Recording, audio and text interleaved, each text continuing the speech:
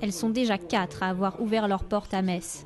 Le succès des boutiques de cigarettes électroniques est vu d'un mauvais œil par les buralistes, déjà remontés contre la hausse des taxes sur le tabac et la concurrence des pays frontaliers. Moi je trouve que c'est logique que les gens veulent se lancer dans le commerce, montent sur la vague, etc. Là où effectivement il y avait un flou juridique qui était extraordinaire, c'est que nous, quand on veut ouvrir un établissement comme un bureau de tabac, déjà on ne peut pas en créer. Il faut savoir qu'on achète le droit de vendre ce qu'on appelle la carotte. Donc on a le droit de vendre nos cigarettes et qu'on le paye très très cher. Vous avez du 0, donc là je suis d'accord, c'est du neutre, il n'y a rien dedans. Mais quand vous avez du 8, du 9, du 12, du 16 mg en dose de nicotine, là on est dans notre domaine.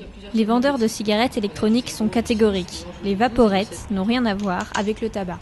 Mais ça n'est pas du tout la même chose. Le terme de cigarette électronique, à mon avis, doit être changé. C'est un nouveau produit, c'est une nouvelle façon de consommer un plaisir. Une cigarette classique, c'est la combustion et du tabac et du papier. Donc, et d'ailleurs, ce qui provoque les cancers les plus graves, notamment du poumon, c'est le monoxyde de carbone et les goudrons. La cigarette électronique est absente de toute combustion.